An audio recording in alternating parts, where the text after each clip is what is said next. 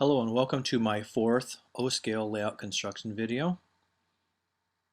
I'll start where we left off before. This is where I changed the end of the grid from a 3x6 to a 3x8. I want to go a little bit wider for this portion.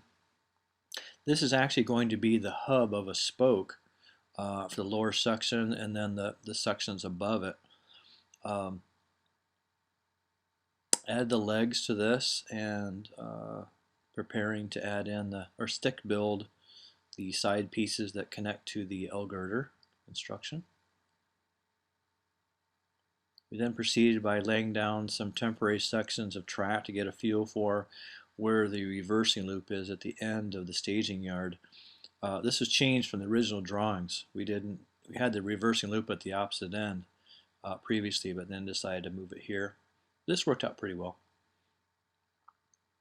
In typical fashion, after we get it felt out for how we want it to be, then we take it back up and then put down the actual plywood and start laying down the track. We did bounce around a little bit with this, where we worked at other sections of the room at the same time. Partly because I get a little bored and want to work in different areas, kind of break it up a little bit, but all for the main goal of getting the layout completed. These corner sections we added, and we're looking at some fascia to add for the base sections. This is for the inside curves of the staging yard, which are 054 and 060.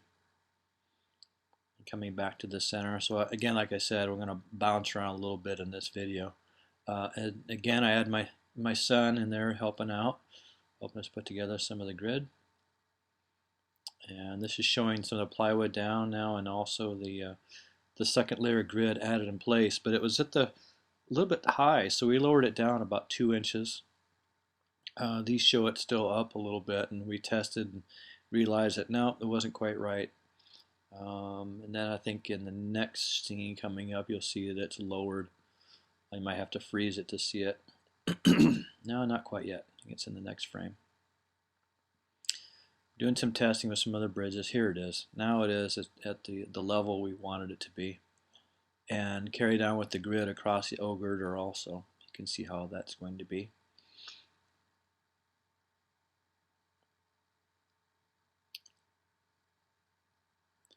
And test sampling with one of our cars. This is one of the tallest cars, and showing that we have plenty of clearance height yet for that, even though there's no cork roadbed under the track work yet.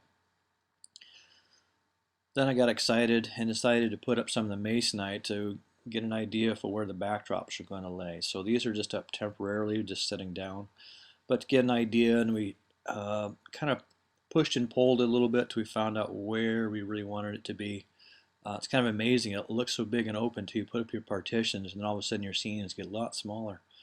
So we played around with that for a few days until we finally got to where we really liked it, and then took it back up again and put it permanently.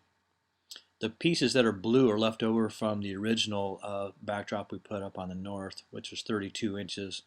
We decided that wasn't big enough, so we changed it to 36. But in these areas where there's mountain, this is perfect to repurpose them for this particular location.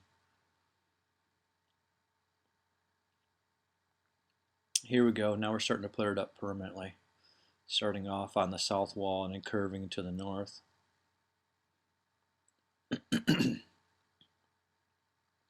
And I bounce back and forth from what I call scene 6, this is scene 6, to scenes 3 and 4 on the opposite side. The north side of it's scene 5. Scenes 5 and 6 are mountainous regions, basically from Colorado all the way to California.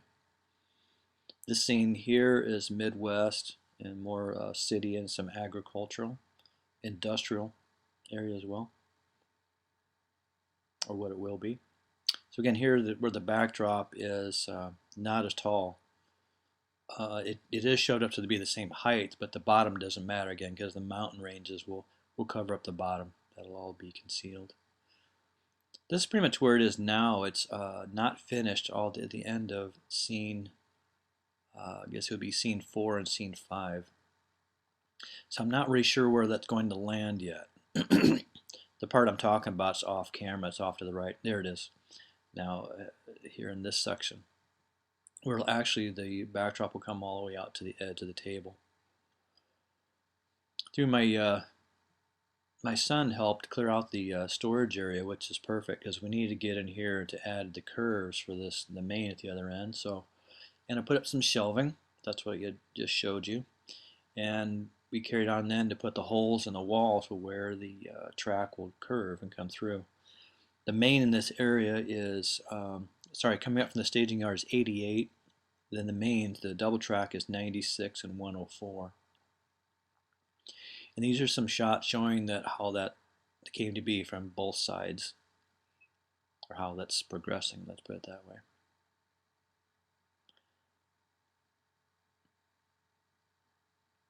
So back in the storage unit, some shelving is up, and now the floor is cleared and we're able to start putting some bench work in. So here it is, here's some 88, 96, and 104 laid out on the floor. Start to build some of the bench work.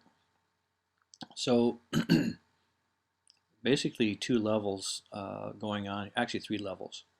There'll be trains coming up from the staging at the bottom up to the 2nd level, and then the double track main comes from the middle level all the way to the top. Then there'll be a track that comes off the staging area and runs around the back side, or the west wall of the storage room. That's going to be used for test purposes, programming, that type of thing. That way it'll be closer to the bench area. Excuse me. So again, a lot of this same thing where I'm not really sure, so we're just kind of feeling it out. Stick building the framework and getting a feel. Decided to go ahead and plywood top this, made for some good storage underneath, and then we'll build the semi-helix above it. As you'll see some of that. So here is some of the helix. It's only a partial helix, really. It's not a full helix. Interesting enough, it shows some super elevation to the curves, which I'd like to add in, but this is all just temporary in place. None of this is permanent. Again, just trying to get an idea. Okay, so this is the storage area that's on the west wall. This is 1 foot wide and about 16 feet long, and it'll have two or three tracks on that eventually. Back on scene 6, we started to get a feel for how we might lay out this scene, and we're seeing the double track main come through, and then the track in the distance that goes into another reversing loop, and then our coal scene that'll be in the foreground. Scene 6 is going to depict western mountains, more of a Southern California type of feel. At least that's the thought at this point. So this jumps around now and shows some of the lower level that does have cork added to it now, and some of the upper grid that's in place. And I had problems with some of the pictures, so I wasn't able to add all of them in. And in closing, these are some bridges that I purchased from my good friend Jim Gates. He dismantled his large layout, and he had these bridges left over that he had custom built.